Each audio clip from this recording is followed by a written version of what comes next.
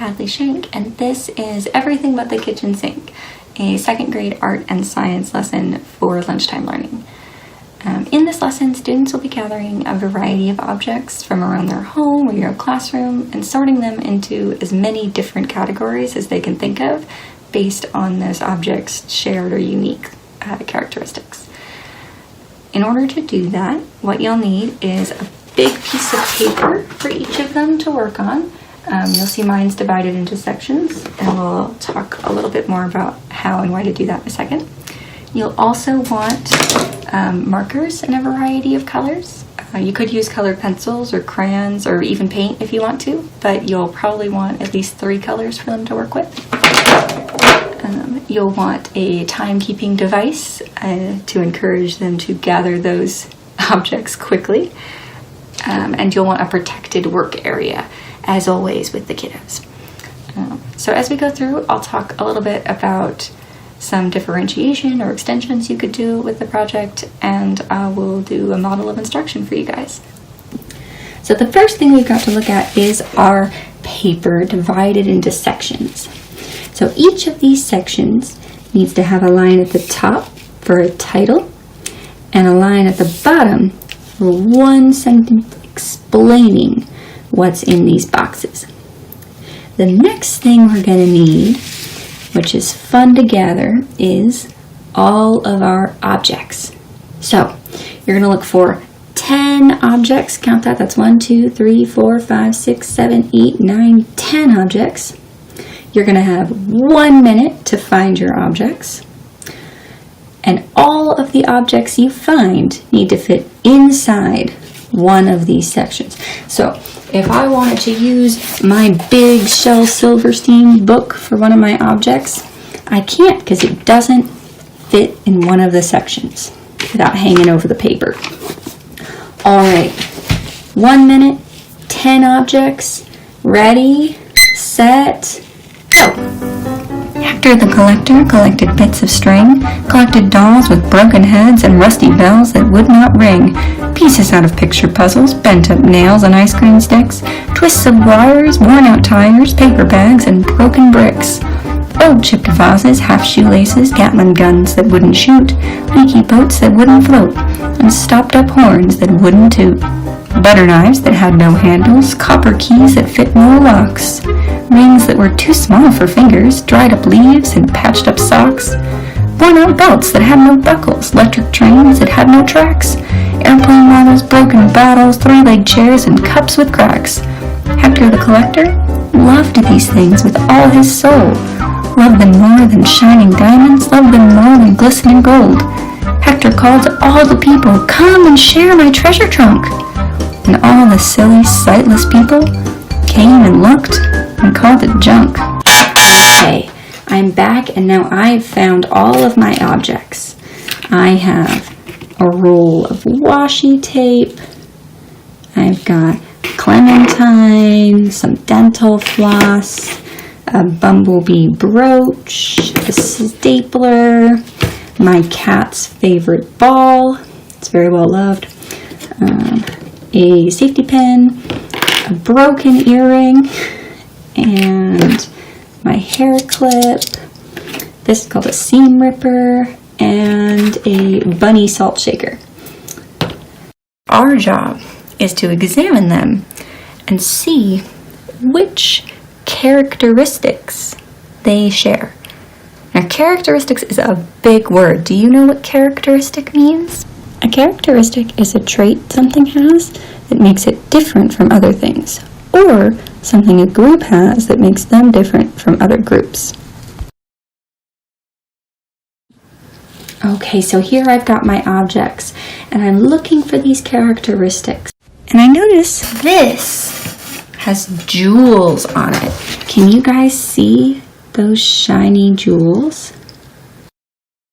So I guess since this one has jewels on it, that's a characteristic. I could make a classification system for things that have jewels and things that don't.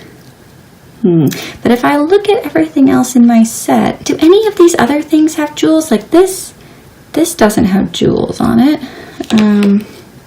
This is shiny, but it's not jeweled. That means if I used jewels and no jewels for my classification, I'd have one group that had just this in it, and then I would have everything else in a different group.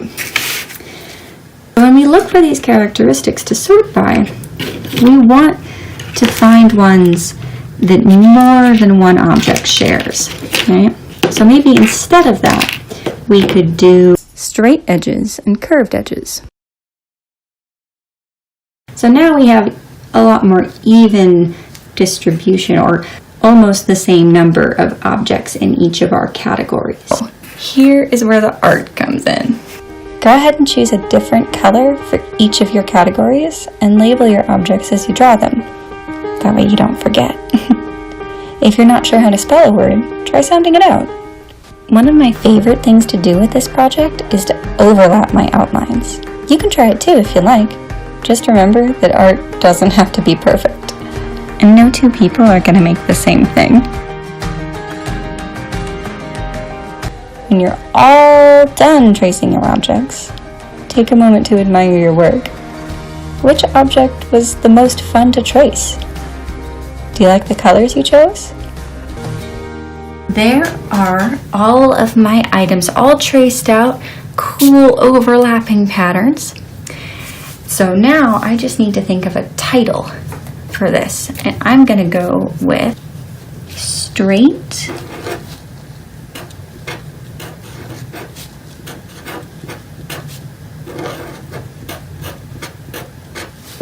and notice I put that color, that word, in the same color as my straight objects. So straight or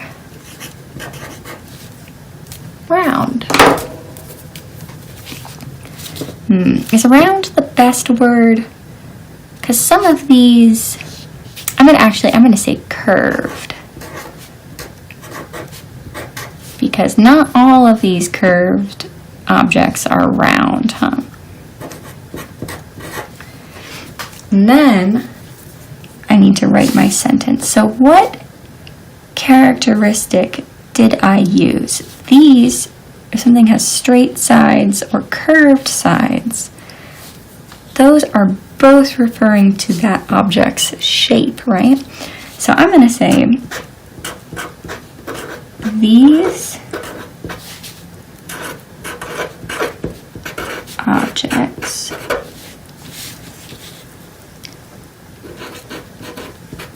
are classified, there's our big vocab word, are classified or sorted by their shape. Shape is one of the traits that make up an object's form. When we talk about form, we usually mean physical characteristics like color, shape, or size. Did you use form to classify your objects, or did you do something else? We can take another look at these objects. I see things that have to do with nature, or animals, or things that I use to help me get ready. Right, in the morning. I mean, my earring is broken, but I still technically use it. So, objects for getting ready, office supplies,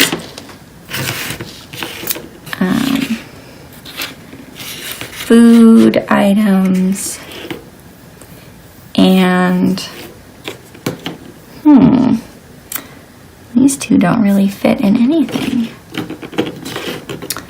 I'm going to say that these are actually both used for fun, right? Because my cat definitely has fun chasing his ball. And this seam ripper is something that I use when I am having fun sewing. So now I've got 4 categories. I'm going to make that picture too. This time I classified my objects by what I use them for. This trait is called an object's function. Do you think I was right to say the cat toy and my seam ripper have the same function? What makes you say that? Take a look at all your objects. If you sorted yours by their functions, would your classification system be balanced or kind of lopsided, like when I put the bee brooch all by itself?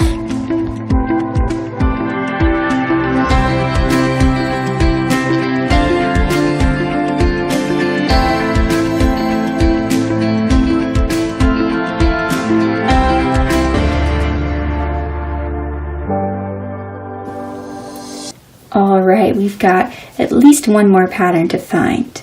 And see if you can see any more. I see that my objects are all made out of different materials. I see in my hair clip, it's made of plastic. And this floss is made of plastic. What else do I have that's made of plastic? My earring, my ball, and then I see some other objects that have metal, like my brooch, my paper clip, or my safety pin, my other half of my broken earring, my seam ripper. This one's tricky. It's got plastic and metal. I think, though, because this part of the seam ripper is the part that's most important, and that part's made of metal, I think I'm going to say that it goes in the metal category. And my stapler, you can see all those staples inside, those are all metal. So that's going to be in our metal category.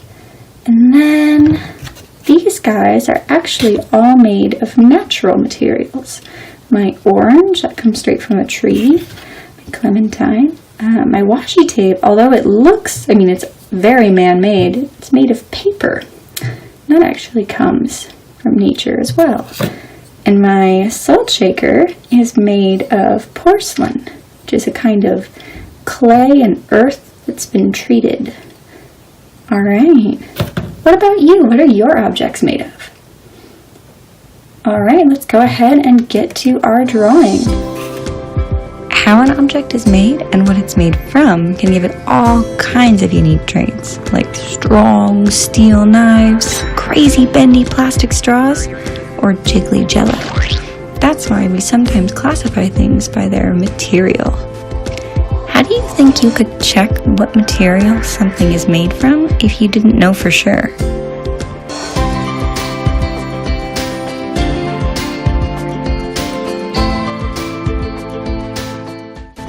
If you've been following along, you've already classified your objects in 3 different ways. You're basically a classification expert. So now I have one last challenge for you. Finishing your masterpiece. Can you find one more pattern? One more way to classify your collection? I can't wait to see what you come up with. Whew! We've really stretched our brain today. We've talked about form, function, material. Now there's only one thing left to do. Stay curious, look for patterns, be creative, and stay open to the next adventure.